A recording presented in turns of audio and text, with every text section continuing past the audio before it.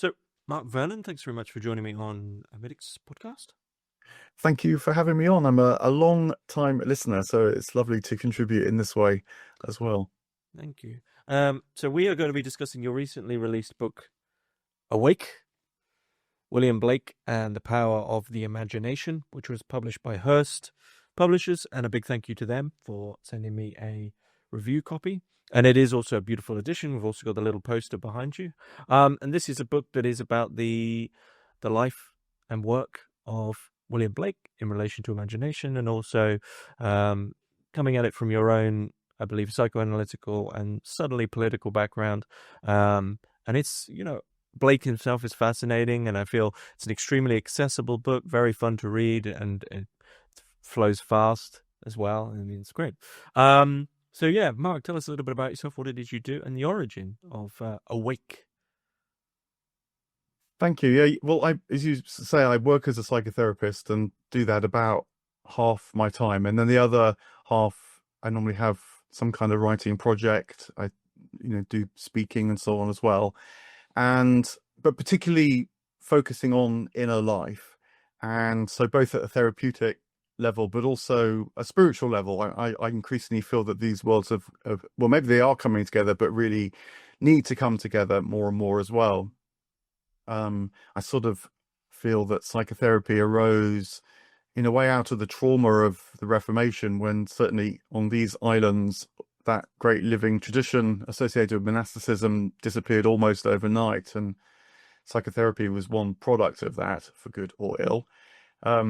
But anyway, yeah, so then the other factor is that I live in South London, and I, a bit like the other book I wrote on, which was on Dante, I was aware of Blake as some kind of spiritual genius, but not wholly transparent to me. And so a long process really of trying to engage with his work led to feeling perhaps I could try and put voice to this, try and write about it. And so the book is the product of that. Has that been a long journey? Have you spent many years with Blake now?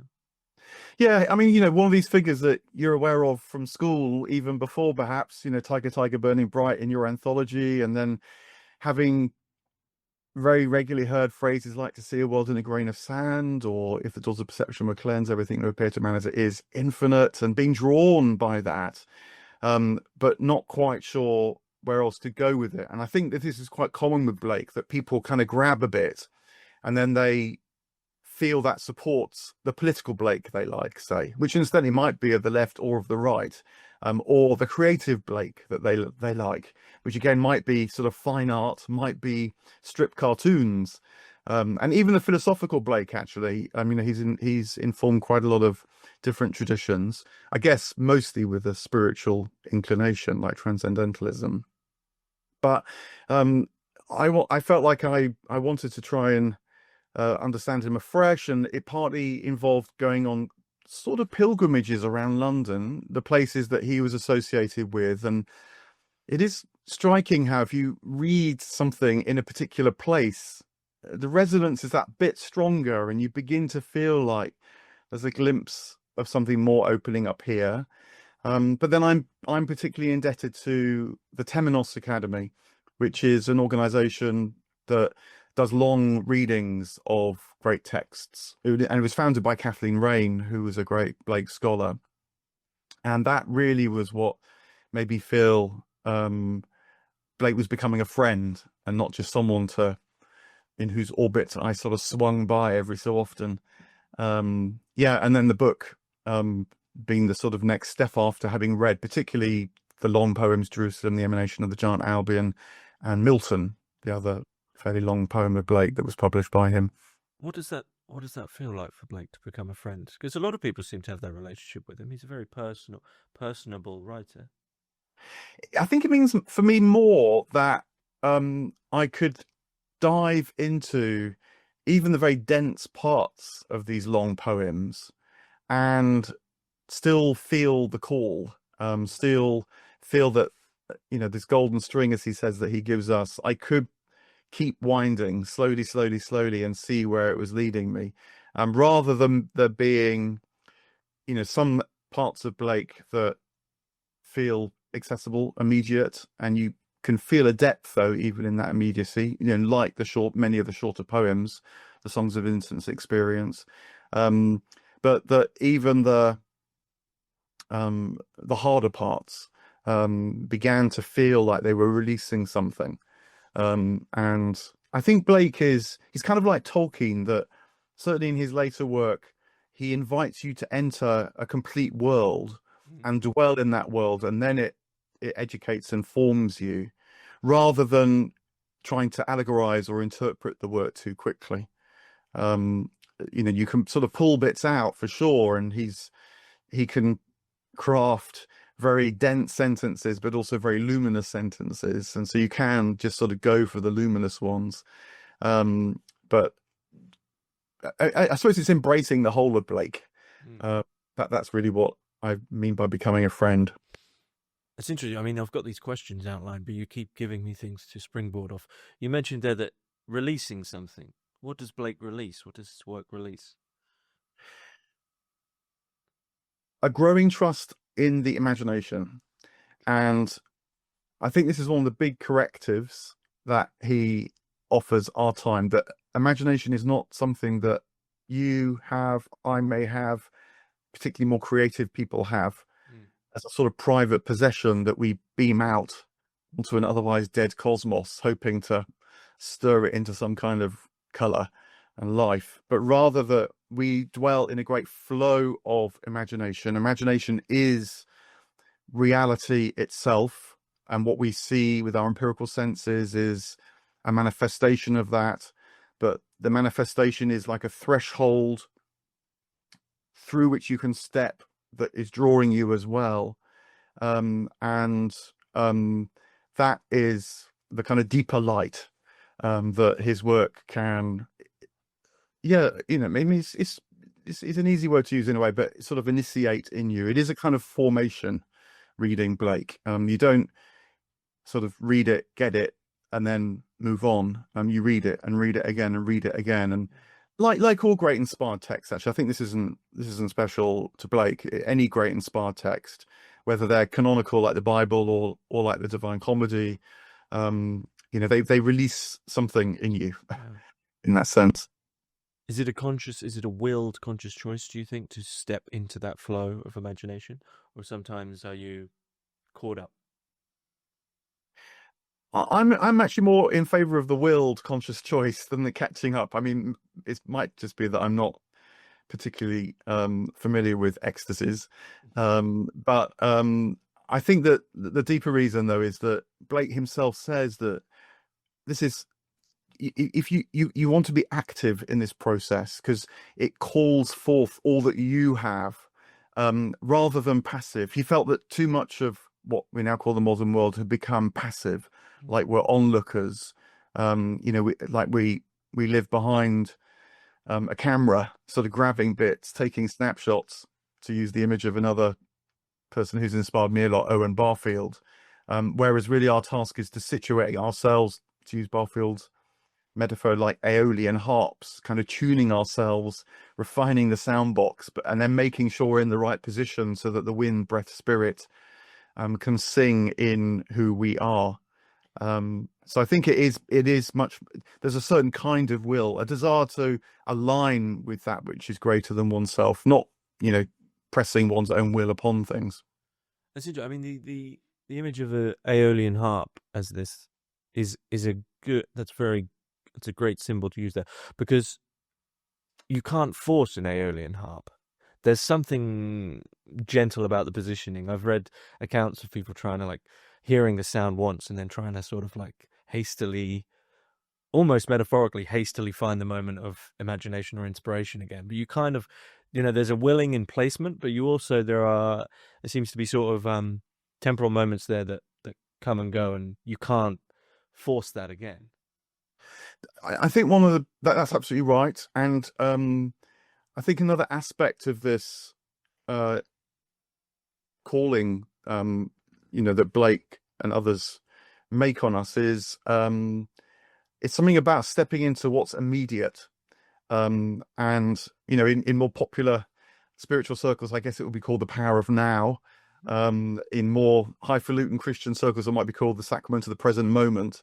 But there's something about moving from our models of reality, whether they be official scientific abstractions or just our own personal models that we build up for reasons that are to do with how we've lived and the experiences we've had and so on, and coming afresh to the moment that might be confusing or uncertain, or warm and inviting, but trusting a kind of power that isn't, again, the sort of Newtonian power where a cause produces an effect, but there is a power of allure, a power of love. And this is why the good, the beautiful, and the true, and all these kind of things are so important. And if we allow ourselves to be drawn by them, then we find ourselves moving into a different perception of things. Yeah. So to perhaps lay a possible causal foundation, as you did mention cause and effect, I want to jump to sort of the beginnings, or even it's almost like pre Blake's life through the early stages of his life, which is the foundation of urbanization and industry, and what is it, the satanic mills? What's The dark satanic mills, dark yeah. satanic mills, which I have to mention this because it's probably the only time I'll ever get to mention it. The great Fred Dibner, in one of his videos, actually mentions the dark satanic mills, and he sees them as a thing of beauty, and then he says, if you want to see the dark satanic mills, really go look at a shopping mall. So it's interesting how that sort of progressed throughout time, that now what once were the dark satanic mills, the great Fred Dibner sees them as a thing of beauty. But anyway, this foundation of urbanization, of what we would now consider industry and modernity, do you see a direct causal link to that and Blake's poetry, or is that a bit too shoehorned in there? Because Blake himself seems to be filled with something that's of him. No, there's definitely a link. It's probably cause in the Aristotelian sense rather than in the Newtonian, if I can split things again. So, cause as in things that have a relationship rather than one pushes and the other pulls or something like that. But it is about dwelling in a kind of relatedness of his times.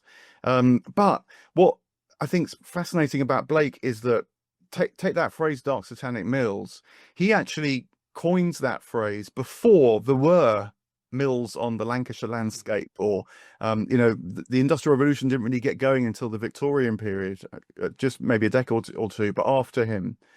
And I think what Blake was dwelling in, and this is where the relationship is that he was a prophet, which means that he was very attuned to the imaginative undercurrents that were making a world mentally, in the human imagination, that then was capable of this enormous change called the Industrial Revolution, which swung a whole society, a whole economy, the way that we still live now, orientating millions of people towards a cash economy and working in that way, consumerism and so on. And for Blake, it's never good or bad. He famously has this notion of contraries, and will flip them, the marriage of heaven and hell.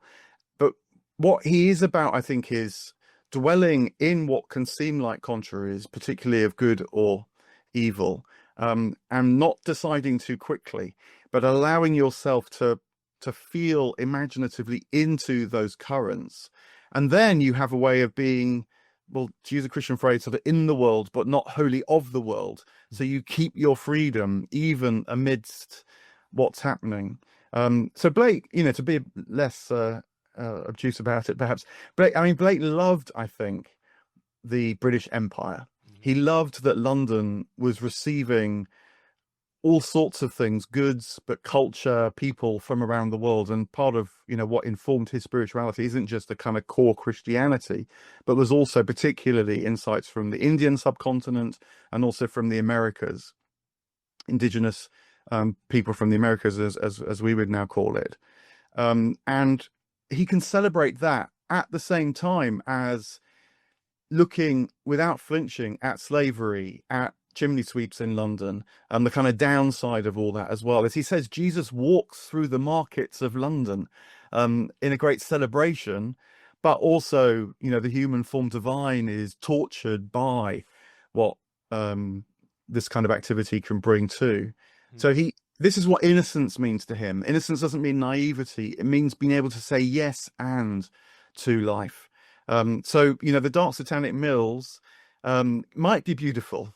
A shopping mall might strike you as beautiful because good things are going to be happening there.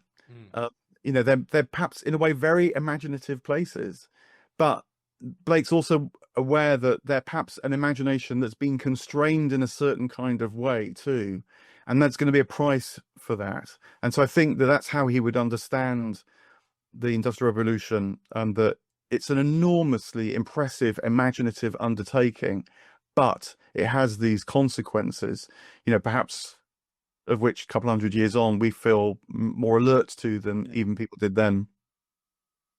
So amidst this sort of urbanization foundation, you called him a prophet. Now what, Christ was a prophet and he brought the Beatitudes and spoke on behalf of a certain God. So I guess there's two questions in that. As you called him a prophet, what did Blake in that sense seek to prophesize, and what God did he speak on behalf of? So the word prophet, I think, it might mean partly seeing the future, but that only would be a byproduct of understanding the present.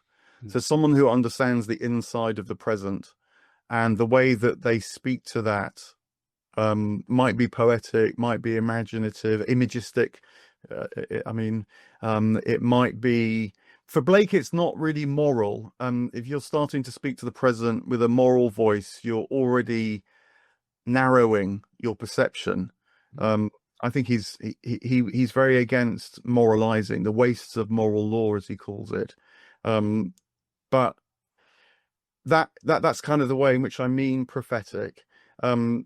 He, in terms of his own religiosity, I think he was a Christian mystic. He thought that the imagination that is everything is also the body of Jesus, as he puts it.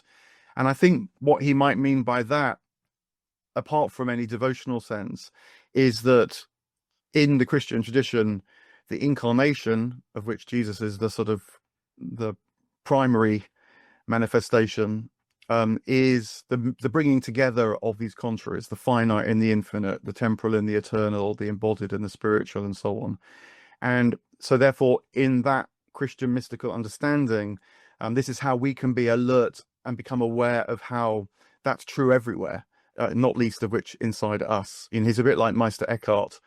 The important incarnation is not the one that happened 2,000 years ago for us, but is the one that's continually happening now, the bringing together of these seeming opposites. So that he's also prophetic about that. This is a deep insight into the nature of reality.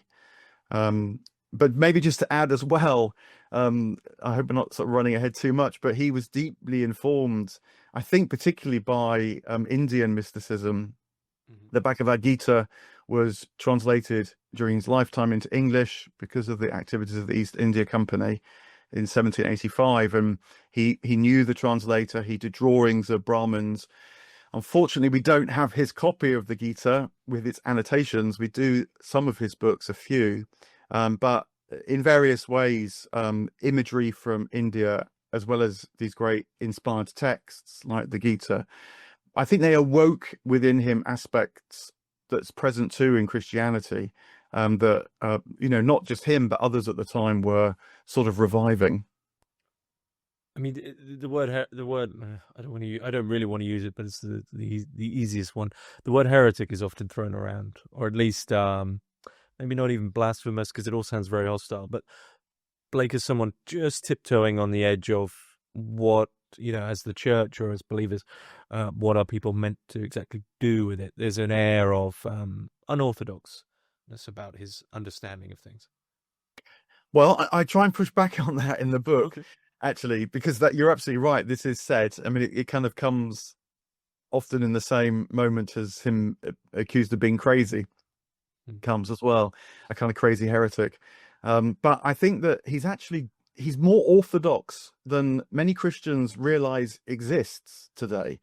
Um, and this is another feature of the mystical side getting lost, because if you read the founding figures of Orthodoxy, the Orthodox Church, so these are the church fathers, the first 5 or 6 centuries, certainly figures like Gregory of Nyssa, and so on. Blake is very can be positioned very much within that tradition.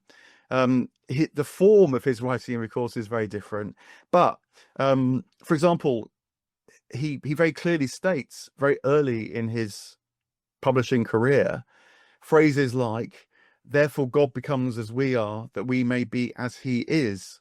This is a sort of full page emblem in one of his pamphlets called "There's No Natural Religion."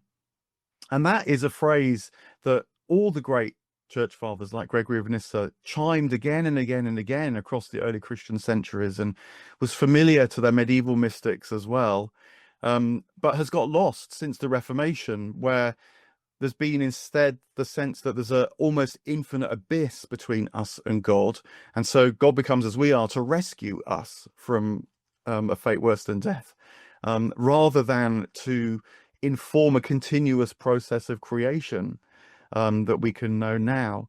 And so I think, when you understand Blake in that way, that also brings the freedom, say, to read the Bible as figures like Gregory did in the life of Moses, reaching all the way back to origin, where the point is not that there's like one correct reading of the Bible and you do all your reflection to surface that one correct meaning, but quite the opposite. The surface meaning is only the start of it. And the question is what the text then brings to you in manifest, multiple, in one way, contradictory ways. This is how people like Origen and Gregory of Nyssa read the Bible. This is what it is to read an inspired text, not a sort of proof text, as the historicism that Blake saw emerging in his time has distorted, I think, Christianity. So when you, I think, understand the deep orthodoxy of his manifest claims, but then also the tradition within which he stands in terms of how he reads the Bible, you see that the charge of heresy is because of a misunderstanding now about Christianity, rather than because of it stands up within him. What of his relationship to things such as fairies or the Eternals, however? How do we place that within those bounds? I believe in fairies and angels, and the Eternals are slightly different. I think the Eternals in Blake, so this is Urizen and Los and other figures like Enitharmon and Vala and so on. I think they are his mythical creations that are like an imaginal world, to use Henri Corbin's phrase, that if we enter into that imaginal world, then it will educate us for the return to the manifest world around us. But nonetheless, these spiritual entities, angels and fairies and so on, I mean, Blake tells us, Catherine, his wife, tells us that he lived with them all day, every day. The psychotherapists who read Blake, or the psychiatrists, I'm very aware of this as a psychotherapist, want to diagnose the problem there to keep their own worldview safely in place. So he had hyperphantasia or aphantasia or some kind of temporal lobe epilepsy or even migraines, whatever. I think that's all. It's a waste of time. Apart from anything else, you'll never know. But also what it misses is trusting Blake and seeing how actually you can connect to these seemingly outlandish claims, and if the beginnings of that connection sort of takes you somewhere. One way I think about it is that in psychotherapy, we trust things that we give fancy names like the transference and the countertransference, and it's a trust that builds up over time because you realize that it does take you somewhere different if you trust it. But this is essentially a sense of what's going on in the room that's not empirical. It might show up as an intuition, it might show up as an image, it might show up as a feeling, so partly embodied in that way. But I think that figures like Blake dwell in that zone, and then that zone shows up as the divine intelligences that surround us. Because, these currents around us have their own wisdom, their own intelligence too. And, if you read Thomas Aquinas, then you realize that that's all an angel is. I would say all, but that is what an angel is. Yeah, and then the fairies, the kind of little people, I think a manifestation of how local place is looking at us, much as we think that we're looking at it. And he had a lot of fun with this as well. He tells that there's one story I like where at one soiree, that this was the age of the blue stockings, and he was sitting next to a lady, and he turns to her and says, "Madam, have you ever seen a fairy?" And she says, "No, sir, I have not." And he says, "Neither have I until last night."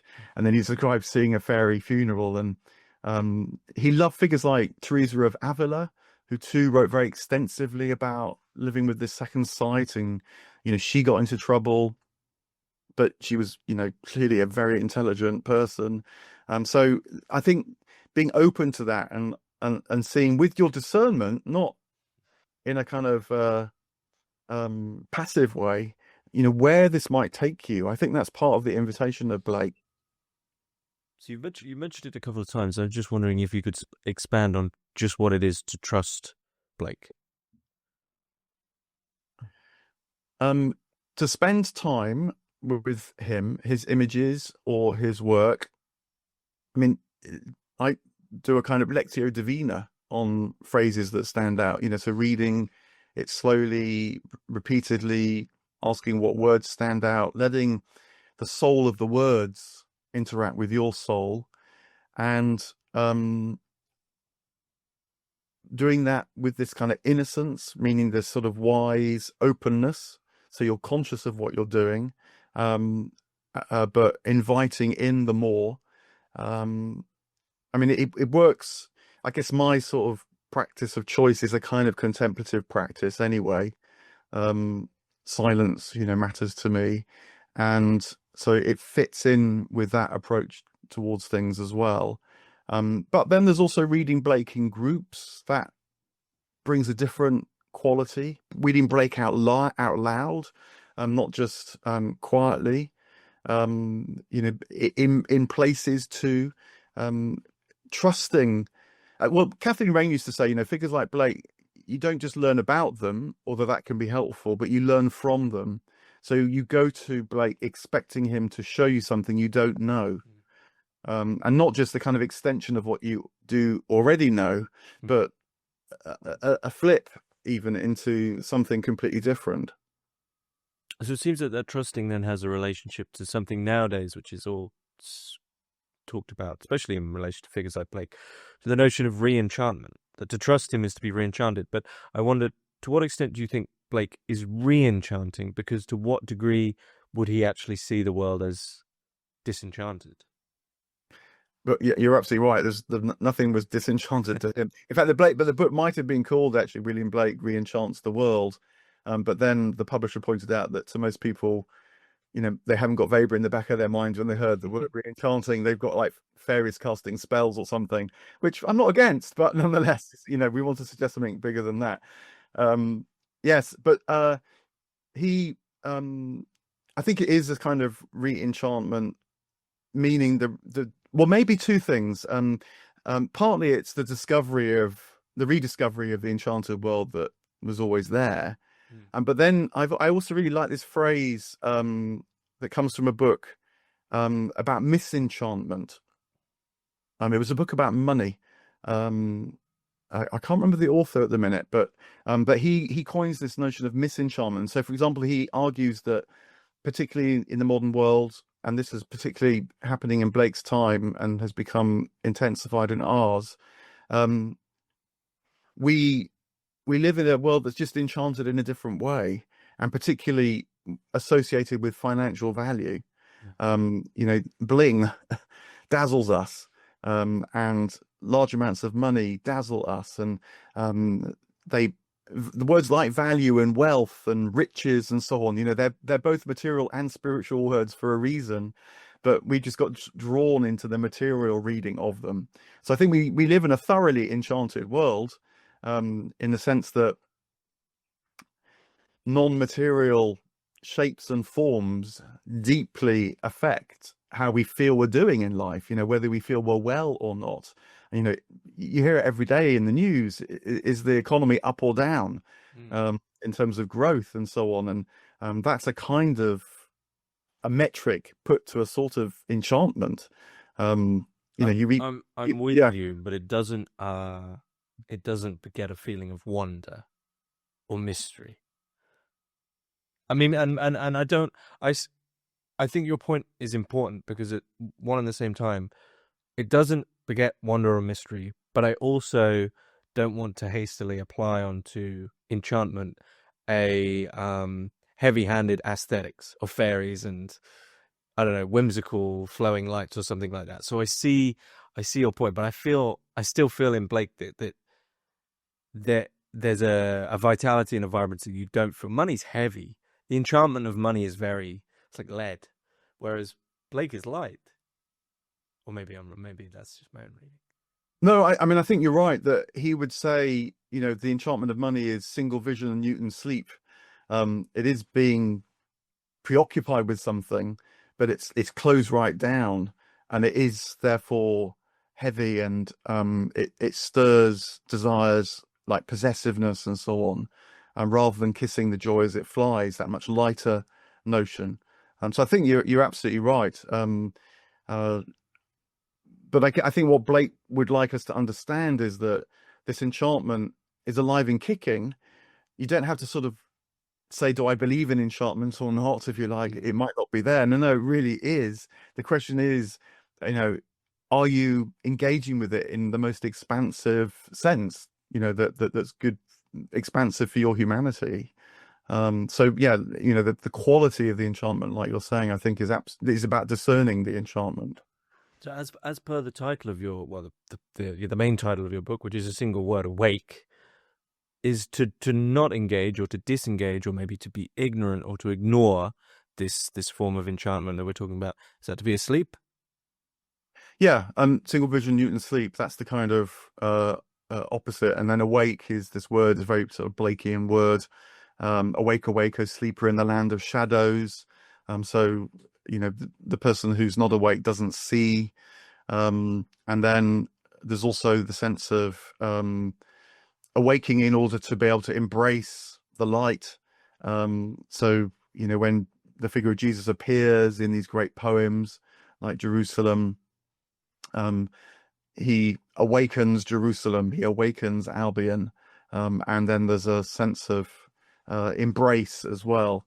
And I guess that he's playing on the word enlightenment, which of course was doing the rounds. He's more or less contemporary with Immanuel Kant and this was ist Aufklärung and all that, which Kant reads roughly as sort of dare to know, but dare to know within for your own set sense of authority and sake.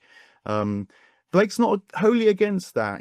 I think he does feel that awakening happens in you, but that sort of turns you inside out. You realize that your consciousness then is just a sharing in a wider consciousness rather than an isolated kind of consciousness. And so it's awakening to that as well. Barfield, one of my favorite Barfieldian expressions is consciousness isn't a thing bolted onto the rest of the world. It is the inside of the whole world. And so Blake and Barfield in this sort of romantic tradition, hoping to stir that in us again.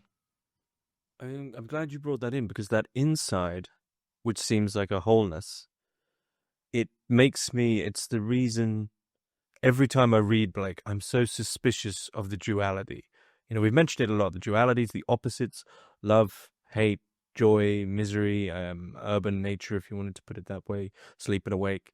I'm very suspicious of these because it seems that at one and the same time he's using them as some sort of friction, but from that friction, there is a vitality, there is a relationship to something that goes completely beyond any idea of this and that, or this versus that.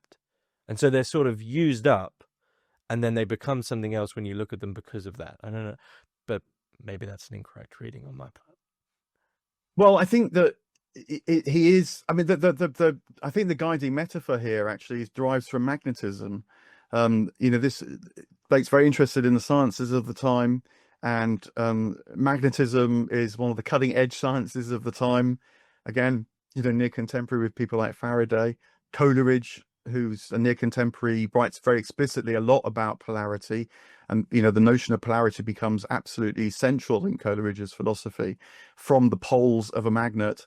But the point is that the North and the South Pole, these opposites, they create within them a field, and it's it's in the fields that the energy lies, that the vitality lies.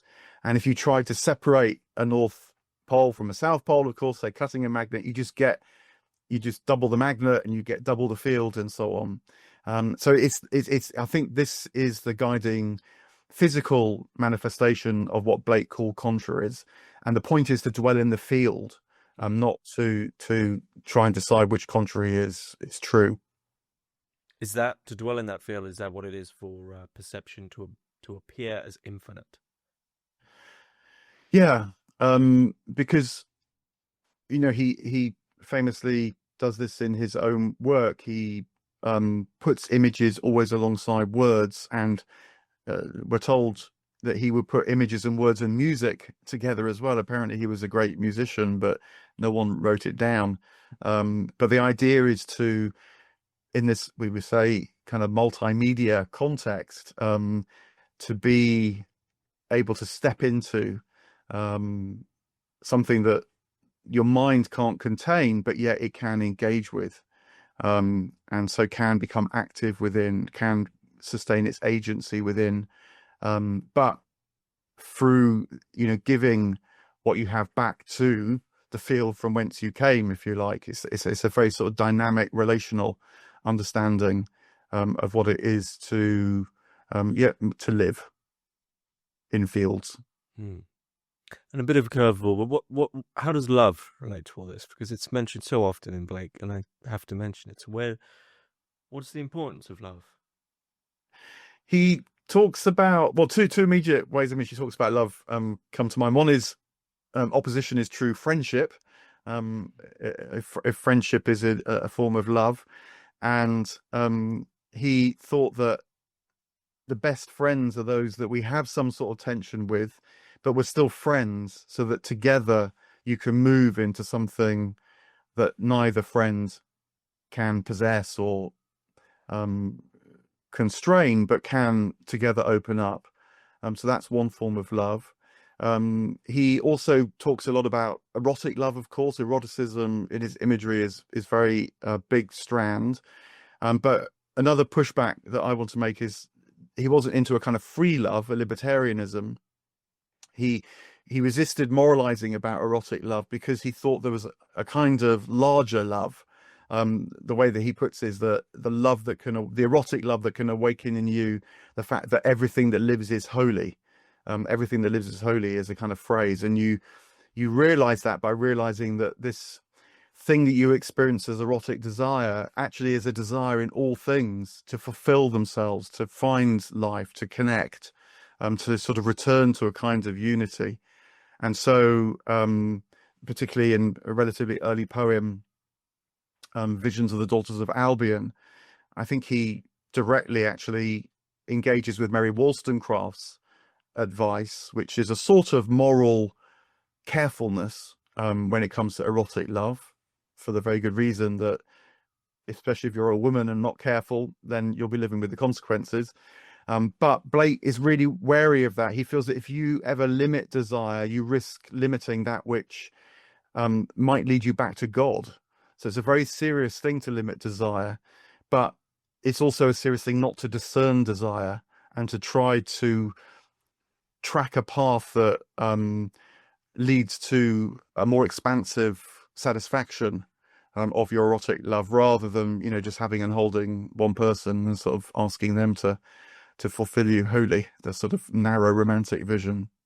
Maybe this is one of the misconceptions that's been brought in about Blake over time, but it seems that Blakean fervor and vitality that you get with his poetry seems it doesn't seem to gel too well with the idea of discernment and their sort of equilibrium. He's very much an overflowing poet. So, what does finding that balance sort of look like? Yeah, I think he does both actually. So that's why you can read him and almost within a sentence, you've moved from a sense of overflow to something that feels like pinpoint clear. Like I don't know, a phrase that comes to mind um, for me today is "war is energy enslaved." He says, and immediately actually what that means. It's an extraordinary unleashing of, well, physical energy in terms of ordinance for one thing, but sort of spirited human energy as well. But it's enslaved to certain ends, or another famous phrase, mental fight. In fact, which he often pairs with wars of love, mental fight and wars of love. And this is the inner struggle that we have to make with ourselves, and it's a kind of warfare, but it's informed by love rather than by an energy enslaved.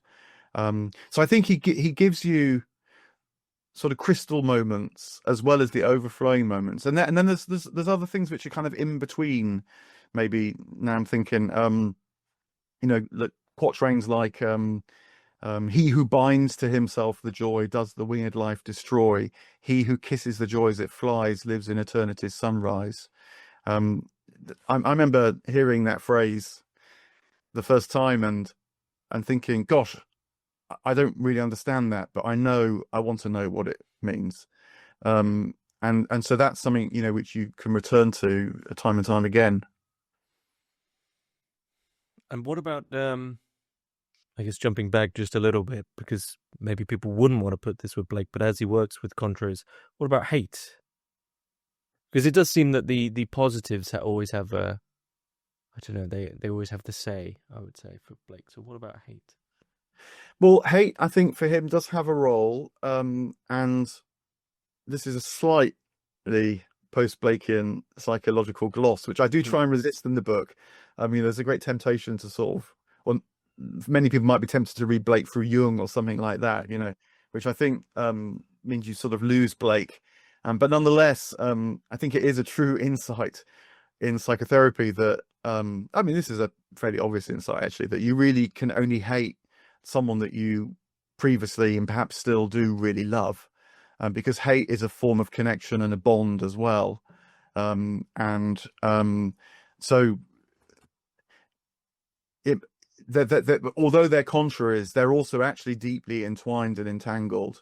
And so working with your hate can actually lead to the discovery of a sort of love, and then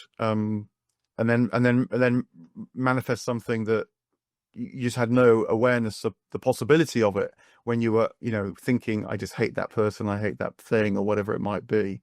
But then he also, there is another way in which he uses it. The way that he expresses this is actually in relation to his practice of printing. And so he says that the acid that eats away the copper to reveal the image is a kind of infernal method, is a process of removal, of burning away. So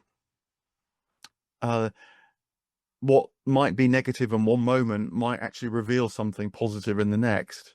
And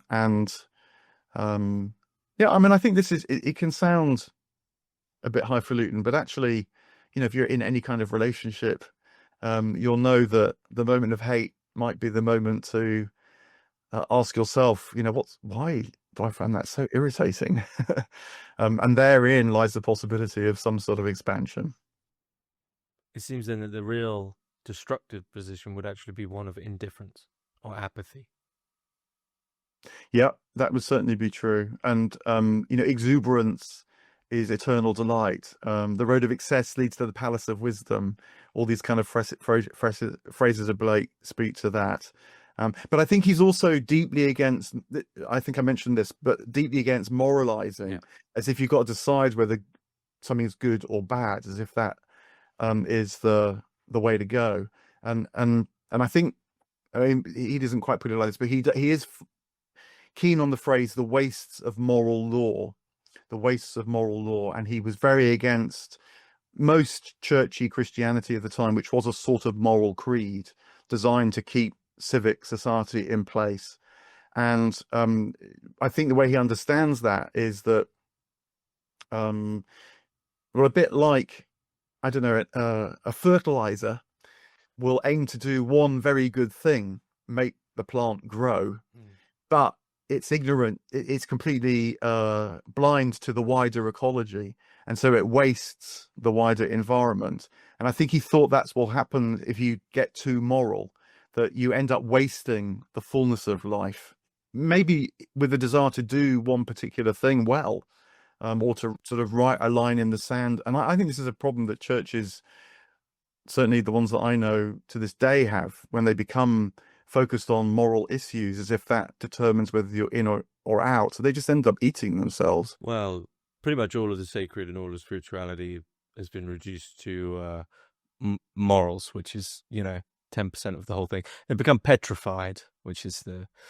least how they feel. But you mentioned it a couple of times that, you've approached Blake, you've trusted him, and you're taking him at his word. So I guess it's sort of an open question that, as a psychotherapist, and I'm kind of not asking you to psychoanalyze him, but as a psychotherapist, what was Blake like? How do you see him? I think he would have been tricksterish. I think that, on a good day, he might have made your heart sing. On another day, he might have intrigued you, but left you feeling a bit unsettled as well. There's stories of him saying things like, "The world is flat," and people going, "Well, what do you mean? The globe's been circumambulated." And anyway, in that other text, you talk about the round world. And so he would leave you sort of wrestling with what he might mean by that. I think that he might have irritated you just out and out, though. He wasn't afraid of his aggression, to use another psychotherapy kind of phrase. Sir Joshua Reynolds, this man was made to depress art and things like that. The great luminaries of the time, he could have a good go at them. But then he might also have, you might have found him on a down day. He talks a lot about suffering from nervous fear. And I think he himself, did suffer. I think anyone who's porous is likely to suffer, actually, because you're just alert to things which are bigger than you. He would have been. I think if you'd gone round, I'll go around and see William Blake this afternoon. You'd have wondered who's going to be on the doorstep. Who am I going to meet today? And there would have been a sense of coherence, though, because I think you'd never be bored.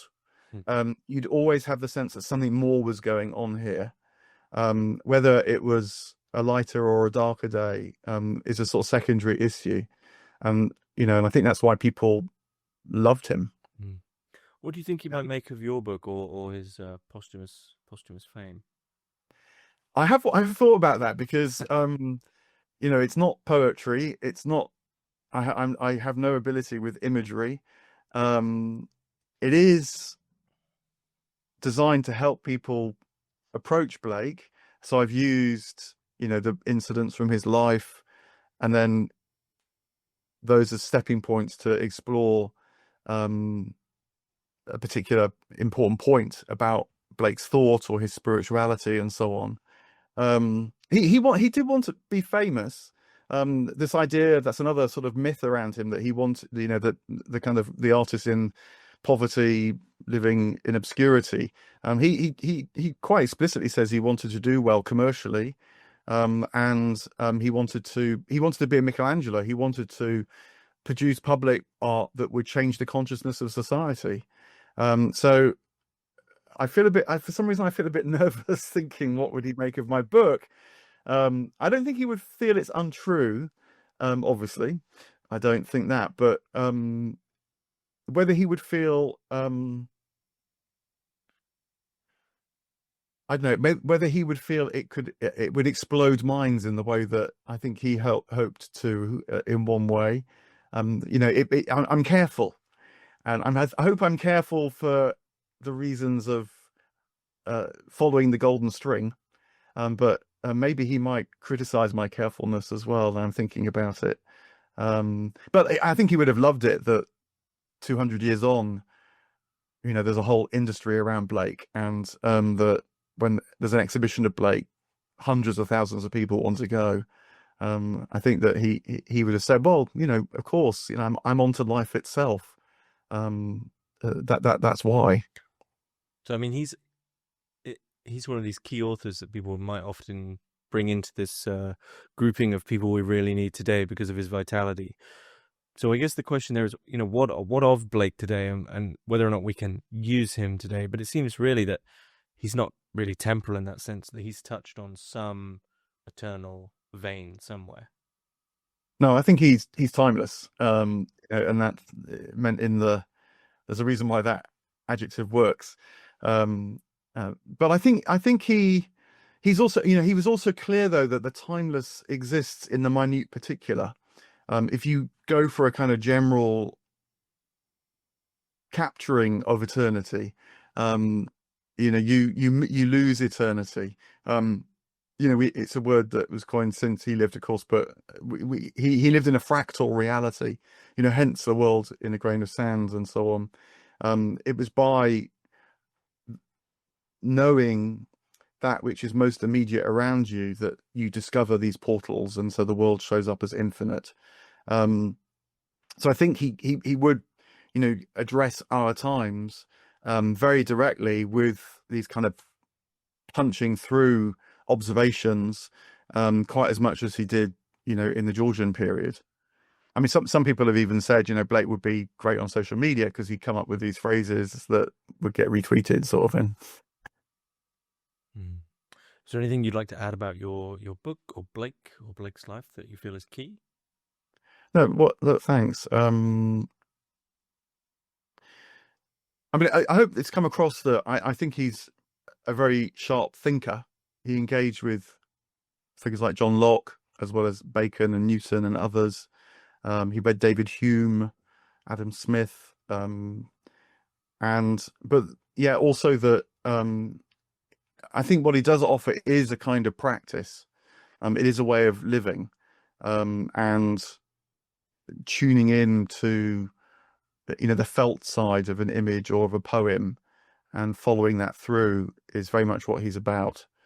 Yeah, so maybe I hope those things have sort of come across. What does that practice look like?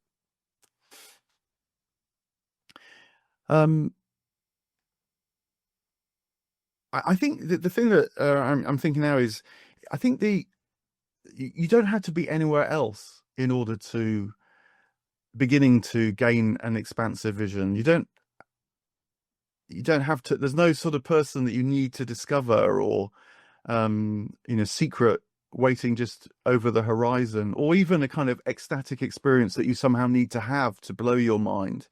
If only you can find the right psychedelic or something. Another phrase that he has that I really like is, he says, there's a moment in each day that Satan cannot find, nor can his watch fiends find it. But the industrious find this moment, and it multiply. And when it once is found, it renovates every moment of the day, if rightly placed. This is the very Christian Blake. The kingdom of God is here. In John's gospel, in Luke's gospel, he's on that side of the Christian tradition. It's not coming. It's here already. And the question is, can you just repeatedly make that little step towards what's already here, which is about actually understanding your sort of private world, and then that understanding itself starts to create spaces around it, into which can flow a wider world. So contemplative practices are going to be part of it, I think, whether they're individual or shared. Where would you advise people to begin with Blake? I think reading the Songs of Innocence and Experience is good, but I think so this is Tiger, this is The Lamb, this is The Garden of Love, London, these poems which are quite well known, and you'll read them and enjoy them immediately, but then there'll be phrases that stand out, like the mind forged manacles in London, or did he who made the lamb make thee in Tiger Tiger, and you get this sense that there's something much more substantial and deeper, broader going on in these seemingly little poems. But also read some of Blake's more straightforwardly intellectual writing as well. So I think a good place to start is There's No Natural Religion, this small pamphlet that I mentioned before that ends with this great declaration, therefore God becomes as we are, that we may be as he is. Because in that pamphlet, he also unpacks the kind of spiritual perversion that lies at the heart of consumerism, for example, or how a mechanical account of the universe is an account that's failed. He doesn't do it in great long treatises, but roughly he does it by saying, if everything were dead apart from the human mind, if everything were inert apart from human vitality, then we would have died already too, because our imaginations in isolation just aren't that powerful enough. Where they become powerful is by sharing in a wider imagination that we from which we receive ours.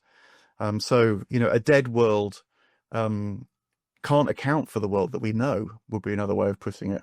The mechanical explanation just fails on its own terms.